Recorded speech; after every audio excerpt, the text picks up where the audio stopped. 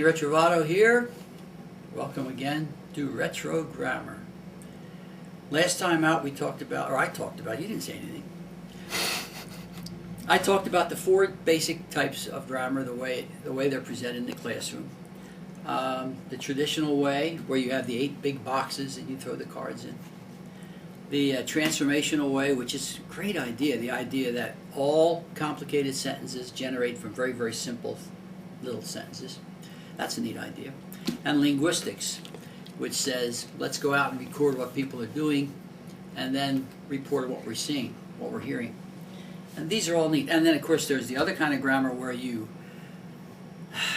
take a student and discuss his problems in individual papers that he writes. They all have merit. I like. There's something about each one of these that I like. Things about them. I'm not going to mention these three anymore. Probably, I won't talk about linguistics or the kind of transformational grammar that is very mathematical, or the grammar through students writing. I don't want to say. I don't have anything more to say about them really. But we do have to talk about traditional grammar. I'm going to talk about that a lot because that's the enemy. You should know your enemies. This is responsible for people not being able to do effective other kinds of grammars because they just can't separate themselves from the foundations of traditional grammar. They use the terminology, they use definitions, they can't get away from it. And it really doesn't work very well. But because they can't get away from it, it becomes very frustrating for students to try to understand what's going on. And also very frustrating. Well, they don't realize it, but the grammars that they try to do, the revised versions, they aren't really working very well. When you do my system, I'm going to get rid of these, you won't see them again. You're going to be able to do, after you go through this, there are going to be 2 great things you're going to be able to do. Number one, if you are writing something, preparing something, whether it's a speech, an essay, an acceptance speech, I don't care, anything that you're preparing, an article for a newspaper, a story. If you're preparing something and you're trying to present yourself in the best possible light, you're trying to impress, and you want it to be as good as it can be, obviously you're going to go over it again and again.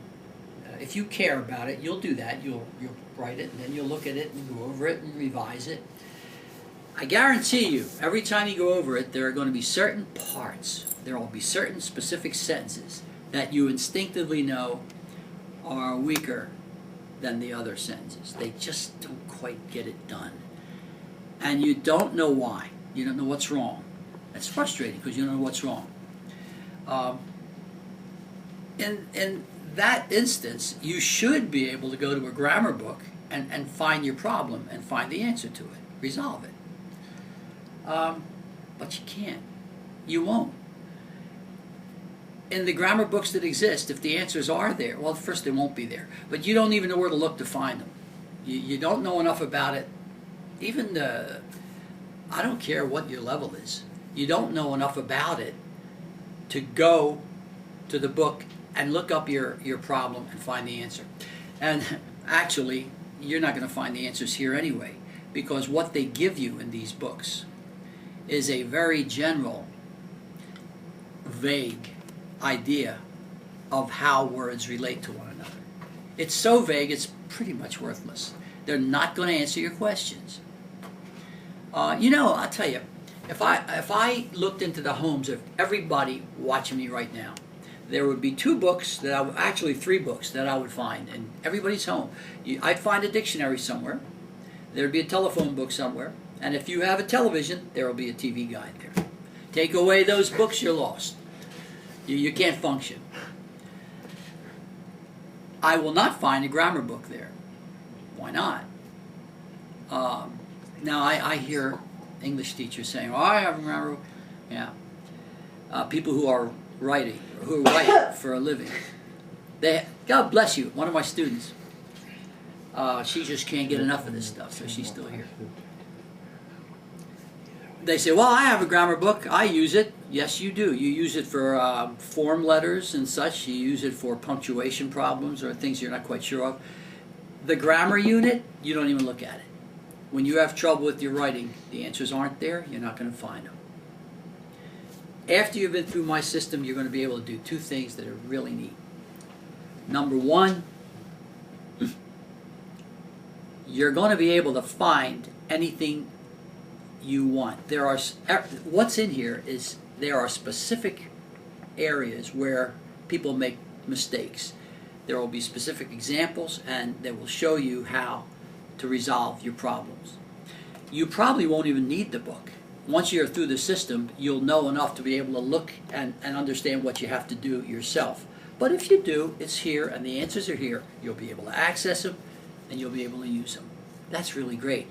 The other thing you're going to be able to do, which is beautiful, is to turn the tables on the people who write these books. You know, forever in the English classroom, they've been marking your paper. They've been patting you on the head and saying, you poor uninformed soul. You just don't know how it is. That's why you're making these foolish errors. Once you learn what I'm going to show you, you're going to do that to them. You're going to look at these books, which, by the way, will now seem very easy. Traditional grammar books are a piece of cake because they don't really deal with the big issues, the big problems. They just surface stuff. Once you understand what's going on, you're going to look at that and say, oh, you poor uninformed soul. It's a shame you just don't get it, do you? And that's a neat thing. That's a great thing, to be able to mark the papers of the people who write these books. Next time out, we'll get into a couple of specific details about what these things do that they shouldn't do.